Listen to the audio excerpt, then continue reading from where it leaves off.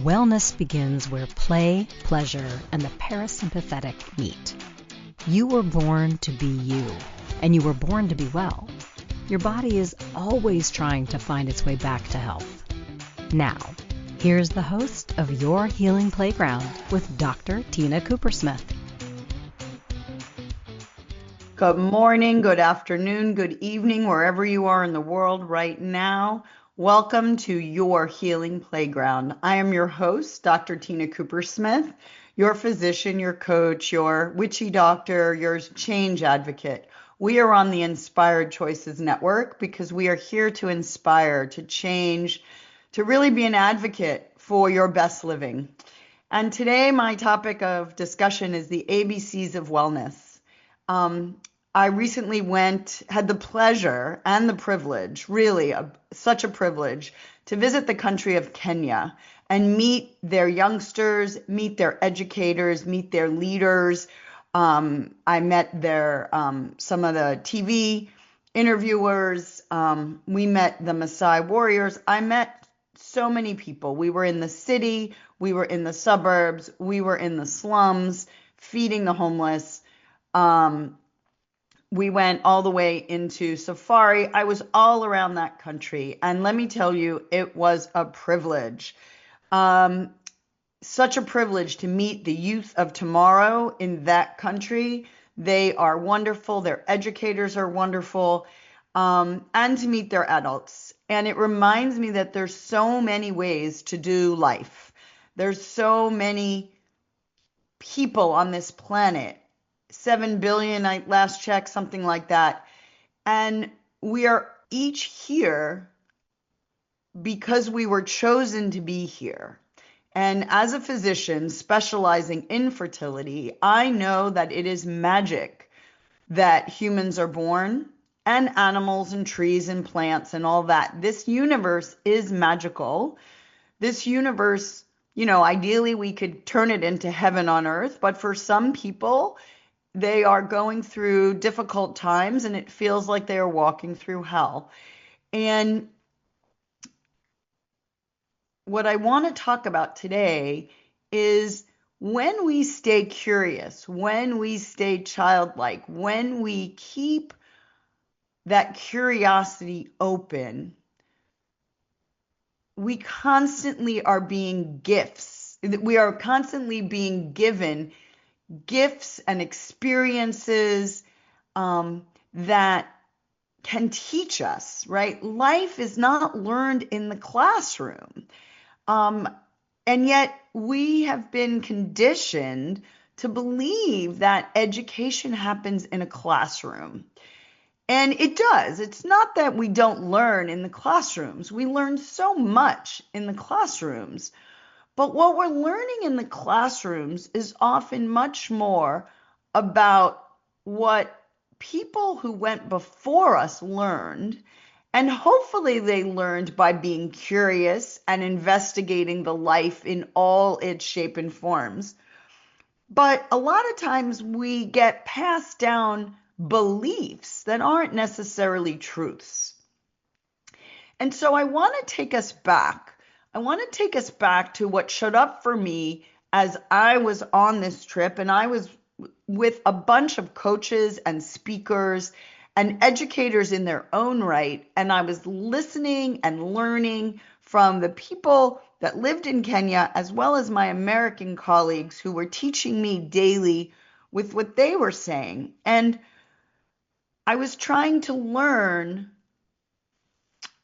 Everywhere I go, I'm a student and I'm learning. And what showed up for me on this tour, but also in my life, is the universe is giving us signs and lessons if we open our eyes to watch them. And language is very much how we communicate human to human. We're using a voice. We are a wind instrument, really a wind instrument. And our voice is a way to communicate human to human. Back in Africa, where civilization began, the first languages were actually clicking languages. I was talking to my son about this last night. In Namibia, I think they still practice a clicking language. So I want to go back to literally the guidance we can get from our bodies, our physiology, which came from nature, right? And how our physiologies, how we can look at our physiology and what it tells us about how to do life. So what I started to teach people, right, is the ABCs of life and of wellness. And when we are growing, again, as a physician, and I do fertility work, it is magic that the sperm and the egg combine and make an embryo.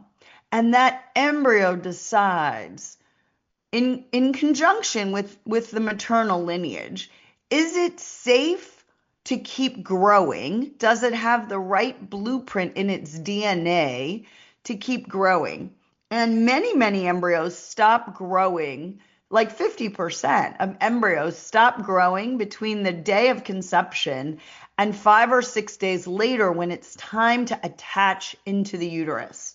So they recognize that they don't have the right blueprint. Their DNA is off, or they don't have the right protein, vitamins, minerals, machinery. We don't know all of what stops growing, but a lot of it is mitochondrial, not enough energy, and a lot of it is DNA aberrations. So when they realize they don't have the energy or the right blueprint to become a fully formed human, they stop growing.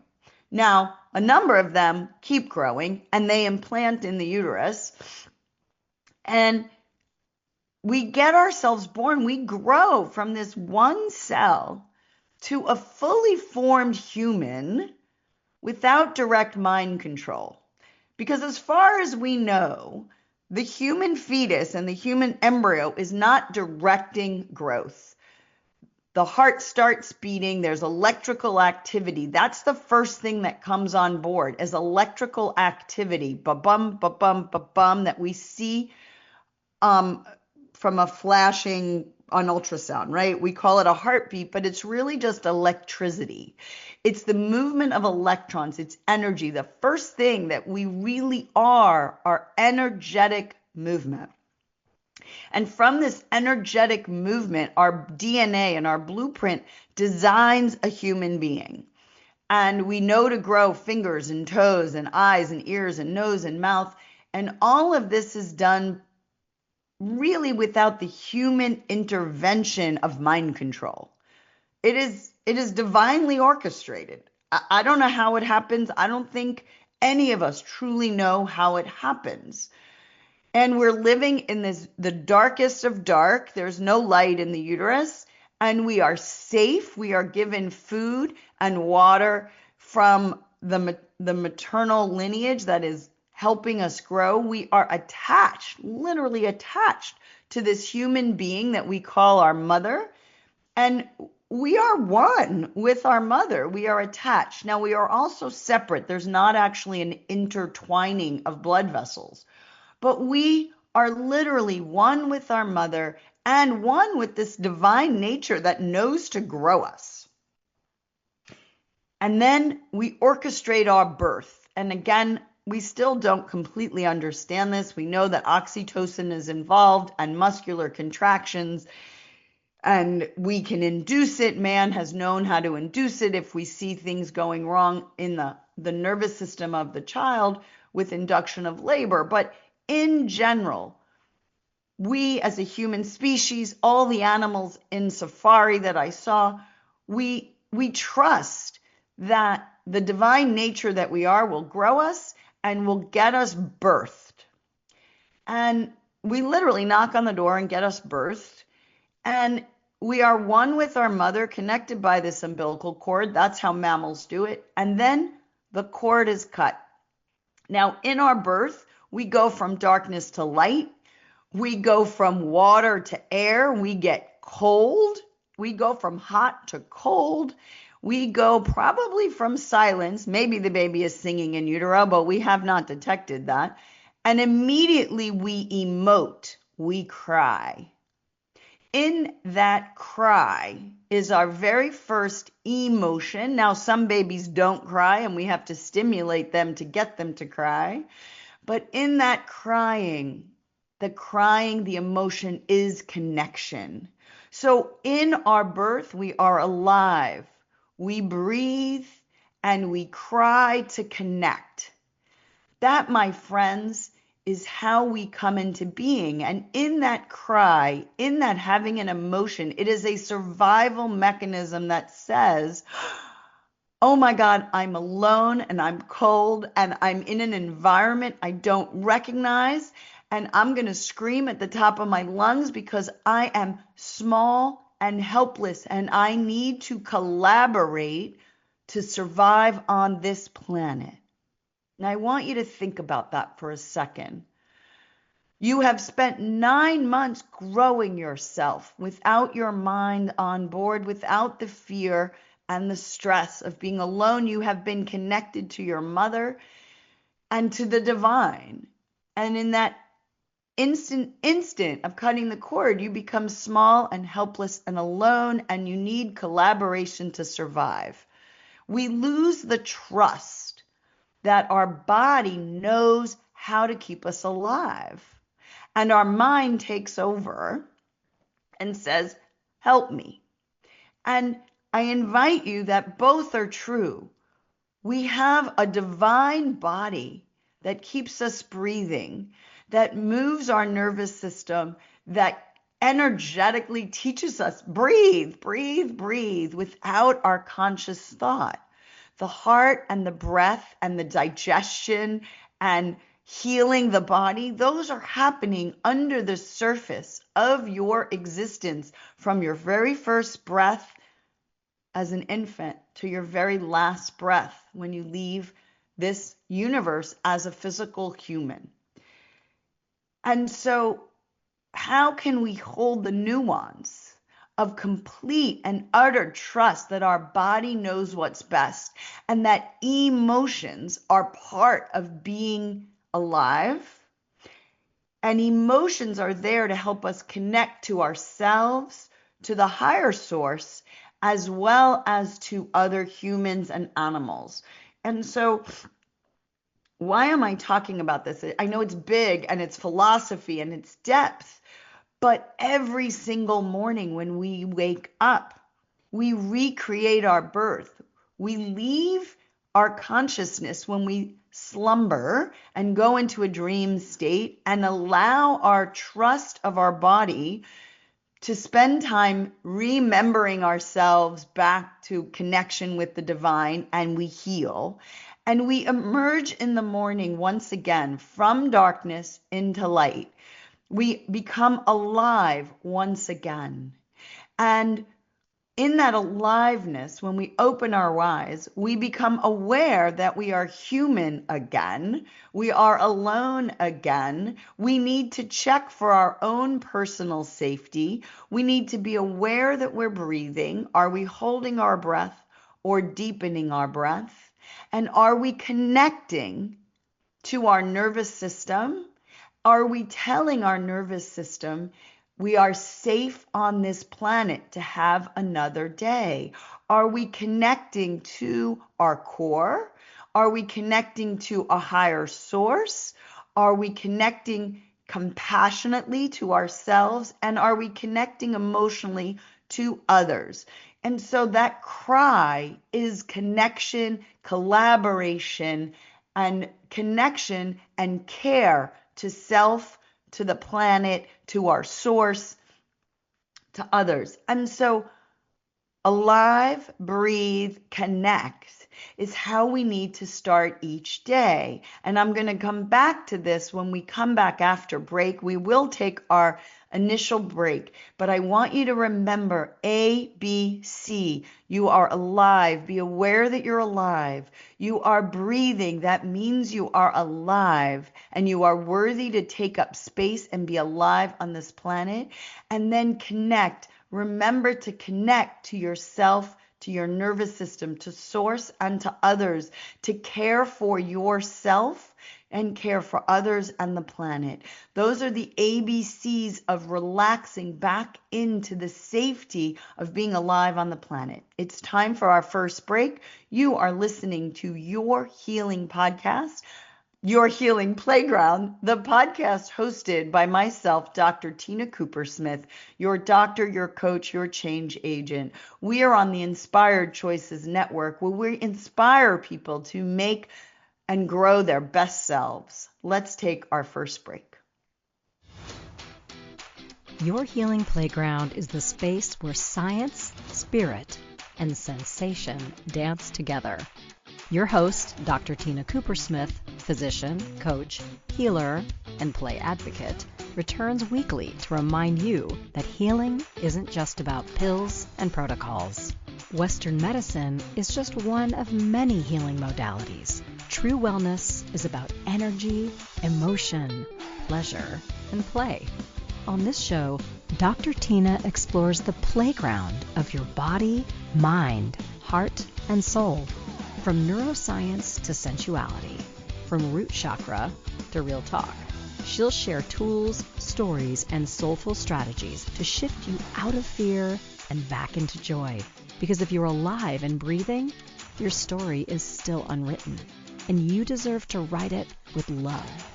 Together, you'll learn to breathe, feel, and play your way back to wellness, because you are your best healer.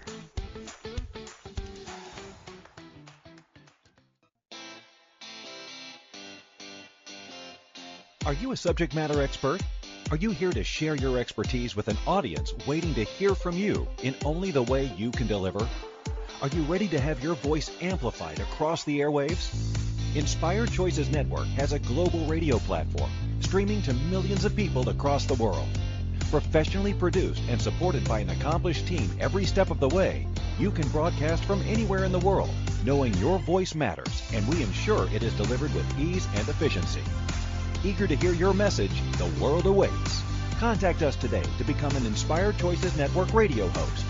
Email becomeahost@inspiredchoicesnetwork.com. This is Your Healing Playground with Dr. Tina Coopersmith. To participate in the program, join the live studio audience in our chat room at inspiredchoicesnetwork.com. You can also send an email to info@womensreproduction.com. Now, back to our program. Welcome back, my friends. You are listening to Your Healing Playground. I am your host, Dr. Tina Coopersmith, and we are on the Inspired Choices Network. And I talk a lot about healing through play. And really, the reason I talk about healing through play is play. When we are playing, we are telling our nervous system that it is safe to play. It is safe to be present. It is safe to be curious, to be childlike, to grow, to change, to heal our bodies. We heal when we are safe. We heal when our bodies and our nervous systems are living in that parasympathetic. That's the nervous system that is about rest and digest, relax and reproduce. And our divine organism, that is the body we are living in, can either be on guard in survival mode. That is the fight, flight, freeze, or please mode, which is fighting for survival. Or it can be more in that parasympathetic play mode. And again, when we're born, we come out and we're like so terrified because we've just experienced a massive change to our nervous system. We went from warm to cold, water to air, together to alone. We went from this parasympathetic, trusting, I am just chilling in the body, in my beautiful body, to, oh my God, I might die. And we go into survival mode and we scream and we literally have to fight to survive. Babies have to instantaneously learn to control their body temperature. They have to learn to breathe air. They have to all of a sudden start digesting their food. And they have to learn how to get along with all the people in their environment so that the people take care of them. Because as humans, we are helpless when we are alone.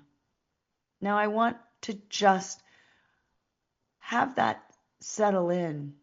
We're helpless when we are alone. We have survived for thousands of years through collaboration.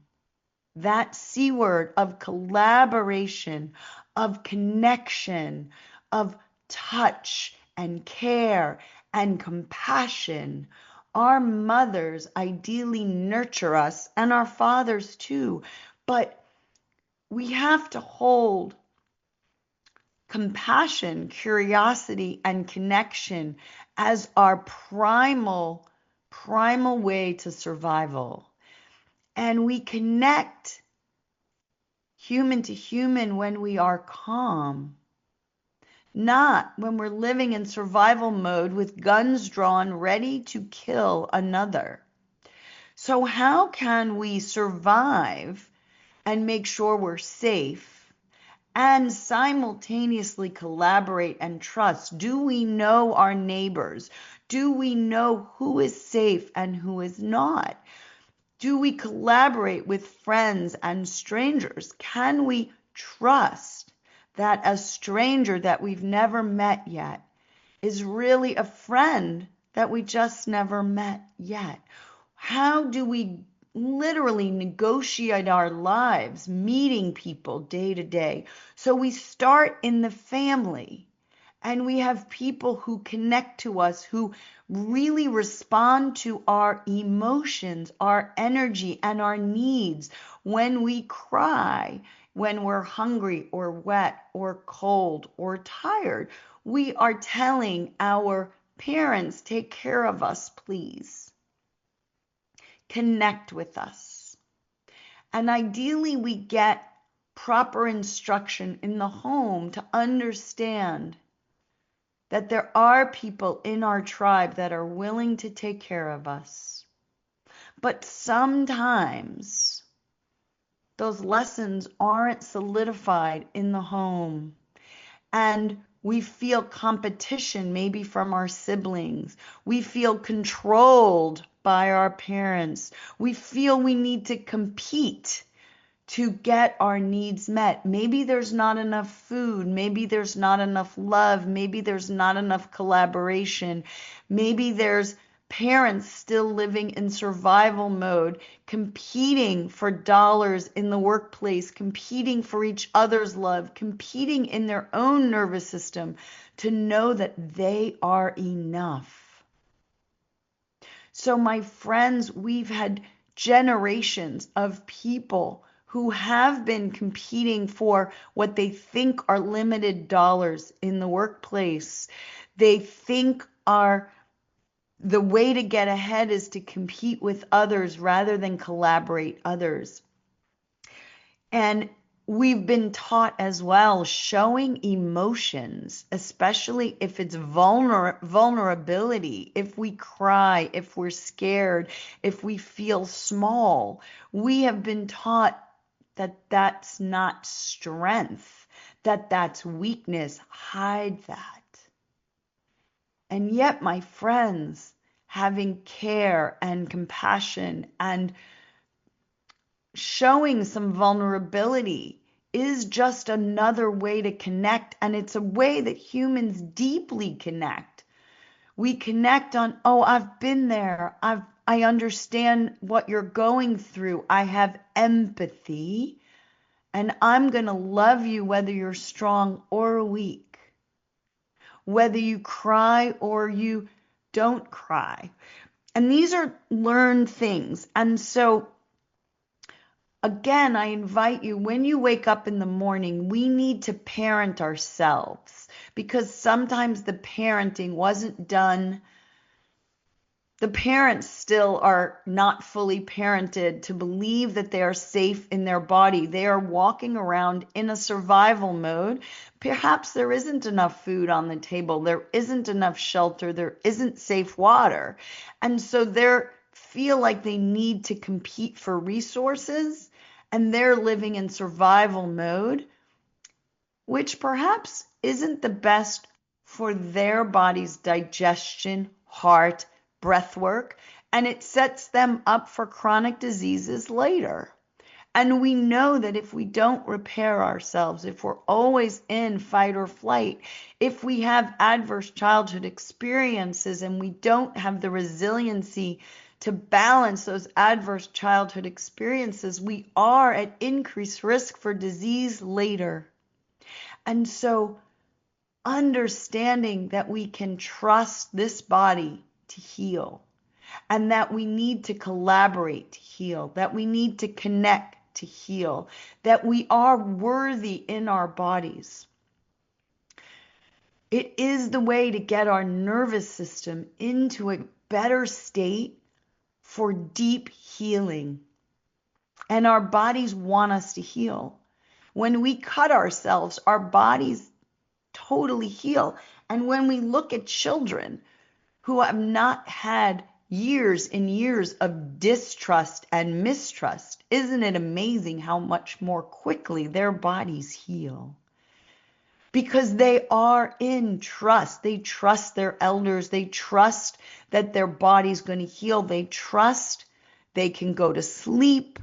They can rest because they feel that people are going to care for them. So again, the ABCs in the morning when you wake up, let me tell you, your physiology puts you in survival mode. Once again, the way you cried at birth, you cry in the morning with a cortisol rush. I'm not talking willy-nilly esoteric stuff. Every single morning when you wake up, you have a cortisol rush. That cortisol rush is to remind you to look around and make sure you're safe to come out of this playing dead sleep mode, to remember yourself and re-put yourself back together as an alive human being, and to look around and make sure you're safe to stop playing dead and move. Is there an animal about to eat you? Or are you safe to stretch, to move, to breathe? When you are sleeping in a certain way, you are playing dead, and you are playing dead to allow your body to heal from the day before. And when we sleep, we repair our bodies and we repair our emotions, and we remember ourselves back into the safety and the trust that the divine will take care of us if we sleep. And the minute we wake, our first response is to cry out with a cortisol rush. Is it safe to open my eyes? Is it safe to take a big breath? Am I safe to move? And in that moment of the cortisol rush, we need to parent ourselves. Do we cry and scream for help? Or do we connect to ourselves? And maybe we're not in a safe situation. Maybe we have been abducted and we're literally not safe. And we need to shrink and be quiet and stay small and stay in survival mode. And my hostages have to do that. Sometimes prisoners have to do that. So it's not that we don't want that cortisol rush and we don't want that sympathetic nervous system. We need our inner judge. We need our sympathetic survival nervous system to look around and see, are we safe to breathe? Are we safe to move? But for 99% of us on the planet, we are actually safe when we wake up to take a big breath. Celebrate our aliveness. We get to live another day. Can I calm my nervous system down? Can I tell my cortisol rush My adrenal gland, go away. Take a breather. You are no longer needed right now in this instant. I am connecting to myself. I am connecting to Source, who has gifted me another day. I am going to connect inward and believe I am worthy to breathe.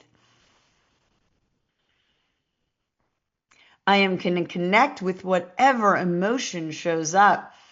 For me this morning, it was excitement to come back and do this podcast, and that excitement lives with a touch of fear. Will I be rejected? Will I be accepted? Will my words land, or will I be laughed at? Yes, my friends, it takes energy and emotions and fear and excitement to try and speak my truth into the void. Because all I ever want to do is be me, which is love. I want to love every human on this planet. I want every human on this planet to love themselves and to connect with me and to their loved ones, and to have every stranger recognize they deserve to be here, and I can't wait to meet you. Yes, my friends, that's who I am at my core. I am light and love disguised as a human. But as a human, I have emotions, and fear and excitement come up when I put my voice in to the void. So with that, I am going to take my break. I am going to have my ABC. I am alive. I am breathing. I am connecting. And I hope you are getting just a smidgen of my connection through the void. We are going to take our second break. You are listening to Your Healing Playground. I am your host, Dr. Tina Koopersmith. I am a physician who wants you to be the best version of yourself. I want you to live long and prosper. We are on the Inspired Choices Network because this network inspires people to grow, to change, to evolve, and they are connected with me at our core. We have a similar life purpose to connect others to their best selves. So let's take our second break. Your Healing Playground is the space where science, spirit, and sensation dance together. Your host, Dr. Tina Koopersmith, physician, coach, healer, and play advocate, returns weekly to remind you that healing isn't just about pills and protocols. Western medicine is just one of many healing modalities. True wellness is about energy, emotion, pleasure, and play. On this show, Dr. Tina explores the playground of your body, mind, heart, and soul. From neuroscience to sensuality, from root chakra to real talk. She'll share tools, stories, and soulful strategies to shift you out of fear and back into joy. Because if you're alive and breathing, your story is still unwritten, and you deserve to write it with love. Together, you'll learn to breathe, feel, and play your way back to wellness, because you are your best healer.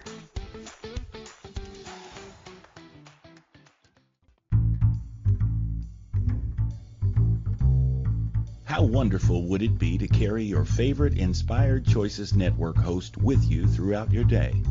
Well, now you can. Inspired Choices Network now has its very own mobile app. Our free app offers live streaming shows, along with thousands of podcasts and TV episodes. Our shows cover a wide variety of topics. Whether you're waking up with us, carrying us through the day, and taking us to bed with you, we're always here for you to enjoy. We're easy to find. Just search for Inspired Choices Network in the Apple App Store or Google Play Store. This is Your Healing Playground with Dr. Tina Koopersmith. To participate in the program, join the live studio audience in our chat room at inspiredchoicesnetwork.com. You can also send an email to info@womensreproduction.com. Now, back to our program. Welcome back, my friends. You are listening to Your Healing Playground, the podcast where we talk about healing and play and unique journeys to heal and to play. I am your host, Dr. Tina Coopersmith. You can find me at Dr. Tina Plays as well as womenreproduction.com. I invite you to subscribe to this podcast if you are liking it, share it with friends, leave a 5-star review on Apple or Spotify. We are on the Inspired Choices Network because we inspire people. And my friends, today we were talking about the ABCs of wellness. And I want to again remind you that every morning you wake up and you recapitulate your birth. The divine reminds you, you are alive, you are breathing, and you can cry, you can connect, you can care, you can have compassion for yourself. What the ABCs from the divine remind us is that we are feeling beings who feel first and think later. The D comes after the C. The D is your dreams, your desires, and the whatnot.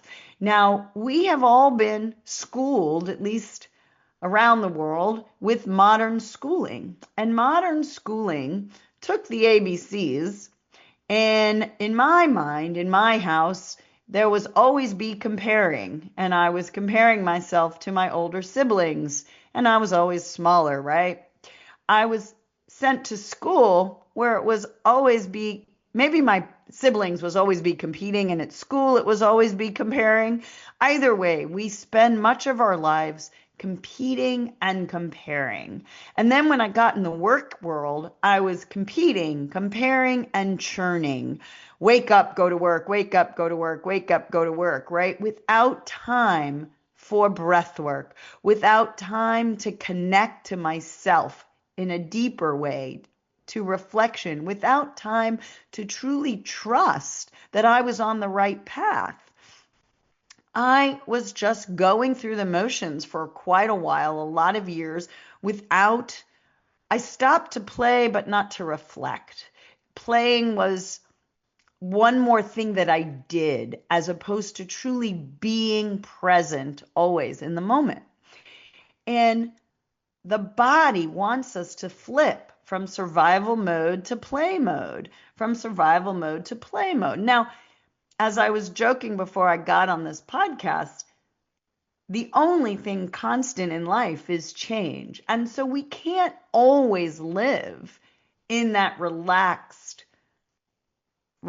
mode. There's an activation mode. There's a getting things done mode. There's a doing mode. We are human beings who do things, and we love to do things, and we need structure in our lives to have freedom. But we have to balance the movement back and forth. And if you're always comparing, competing, and churning, then you're not being present. You're not truly accepting this moment right now. And I'd rather be celebrating the comparison. So we're not above or below another human. Ideally, we are smack in the center. Health. I listened to a podcast last night. I want to give a shout out to Layla Martin and Terry Real, because it was a beautiful podcast about relationships. But relationships have to start with self. And Terry Real, he's a psychotherapist and a relationship therapist, and he gives a grid, and the up and the down grid of the quadrant is health of I am okay just being me sits in the center. And above it, we go one up and we feel a little better than another. There's a little bit of superciliousness or superiorness. And a little below it, -1, is a little shame. We're comparing ourselves and not measuring up. And we rock back and forth frequently. All of us are good enough to sit in the center. We were gifted with life on this planet. And by that gift, I told you before, 85% of conceptions never make it to life on this planet. If you are here, the divine has decided, nature has decided you are worthy. So you should be in that center mode of, I am worthy, I am no less than another, and I am no better than another. Now, your qualities are different than others. So for me, I went to school and I did very well at reciting facts, getting along with teachers, getting along with others. And so I got lots of external validation at school that I was smart and I was going to go places because I was smart. And a tiny bit of me was competing and feeling that smartness was better. But simultaneously, I knew at my core that being smart was not the be all end all. I wanted to connect to people, and I had parents who were very, very smart, but I also had parents who didn't connect very well. My father mode of connection was very difficult, and I had to live up to his expectations and do life under his control and do it his way, which often made me feel less than and pulled me down into that shame mode, right? And so I was toggling because I understood I was worthy and I was good enough and I knew how to connect and I was smart. And I made mistakes, and making mistakes were bad in my household. But my friends, mistakes and failures are literally how we grow, how we change, how we learn, how we expand, how we connect to others. Mistakes are human. We are imperfectly, perfectly human, and we are perfectly imperfect. And so health is living in the center, not above, not below, accepting that I am the same and I am different simultaneously. And in that difference is the uniqueness of each individual, and each individual makes an ecosystem of diversity. And in that ecosystem of diversity, we get civilization. Not everybody is the baker in town. Not everybody is the doctor. And not everybody is the janitor cleaning up the waste. But my friends, we need people to go out and hunt, and we need others to cook our food. We need people to care for the children so the next generation is bigger, better, and more humane than the first. And humaneness, my friend, is compassion. And it starts with you when you wake up. Can you have compassion to yourself? Can you care for yourself? And can you trust the divine has made you exactly as you are supposed to be? And can you rest and play in your body and heal your body and not keep comparing yourself to somebody else and trying to be somebody else? When I was in Africa last week and we were 12 different coaches coaching the next generation, I was celebrating my fellow coaches because they were doing such a good job of connecting to the students in front of them and the interviewers in front of them. And the little girl in me was comparing and not measuring up, but not realizing that I could celebrate me in my lessons and my love for other humans. And I could celebrate and be at the center of health. And I didn't have to be better or worse.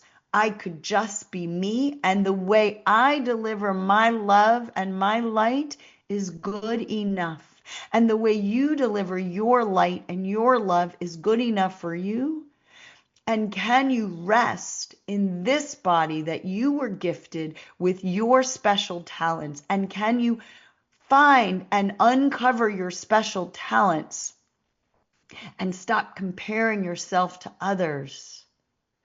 In another lifetime, you could be the David Bowie, or Billy Joel or Beethoven or Bach, but are any of those musicians better than one another? They are just themselves bringing music and aliveness to this planet.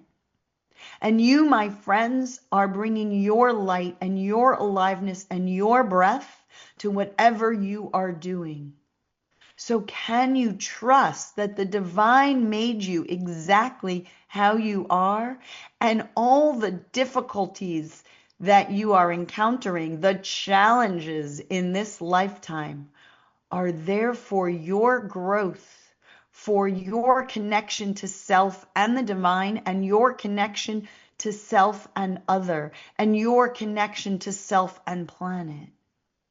And so can we be feeling beings who think? Can we feel first and connect one to another always before the mind comes on board and tells us we might not be safe today?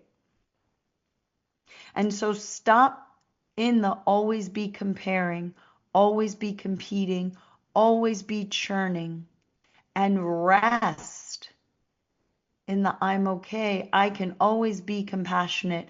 I can always be caring. I can always be complete. And I can be curious and collaborate. Because, my friends, your wise older self who has survived all the challenges that you have been gifted in this lifetime, all the mistakes that you have made that have made you a better human being, my friends, your wise older self, the one that perhaps is alive when you are 50, 60, 70, 80, 90, or maybe the next lifetime. And we don't know how many lifetimes we have to do this over and over again. But wouldn't the planet be a nicer place if we were compassionate with ourselves first? And then we were compassionate with the human across the way. And we were curious, how do you do life? Can I tell you how I do life? And can we get curious and connect, and curious and connect, and stop competing one to another? Can we also, on what Terry Real says on the other, from superior to shame, we merge into self, and we have boundaries. And we don't have to always give in to other people's way of doing things. We can stand up for ourselves on one side and have boundaries. And on the other side, we can control, but we are controlling ourselves and our nervous system, not another. So we can be powerful human beings when we connect. And we can be powerful human beings when we accept. Control can be fluid. And so, my friends, I invite you to come into yourself and your health in the middle. You are perfect just as you are. You do not have to be better, and you are not worse. You are just you, and you can have boundaries that say, this is me, and you don't have to be better than, and you don't have to control another's nervous system, just your own. Can you sit with your nervous system, with your emotions, and allow the energy to flow in your aliveness? So we will take our next break on that note. You are listening to Your Healing Playground. I am Dr. Tina Coopersmith, your host, your coach, your change advocate, because I want you to have a calm nervous system to heal yourself and heal the planet. And we are on the Inspired Choices Network. Please subscribe to the podcast. Please follow me on Dr. Tina Plays and womensreproduction.com. And let's take our last break.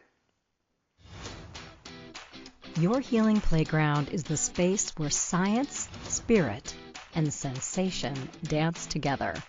Your host, Dr. Tina Coopersmith, physician, coach, healer, and play advocate, returns weekly to remind you that healing isn't just about pills and protocols. Western medicine is just one of many healing modalities. True wellness is about energy, emotion, pleasure, and play.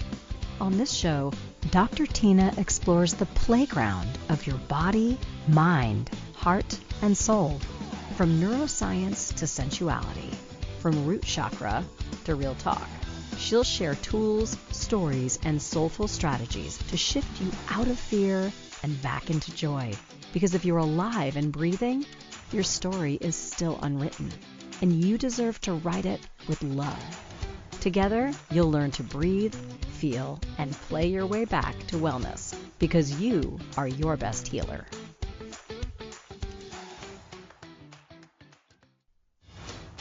This is Your Healing Playground with Dr. Tina Koopersmith.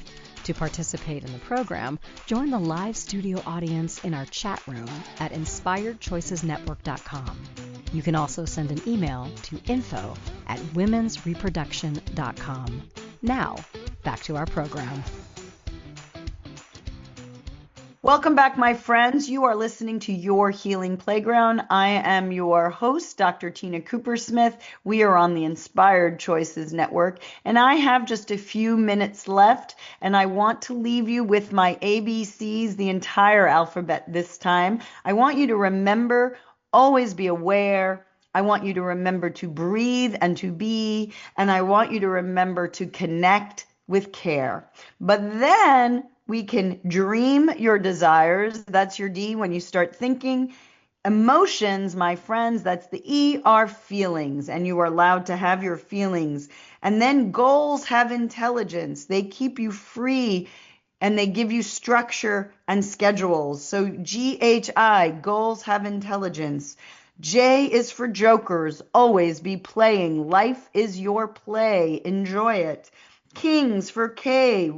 Rules are your friend, but be your own ruler. Be your own monarch. Don't let someone else do it for you. L is for love. Love yourself. Love your life.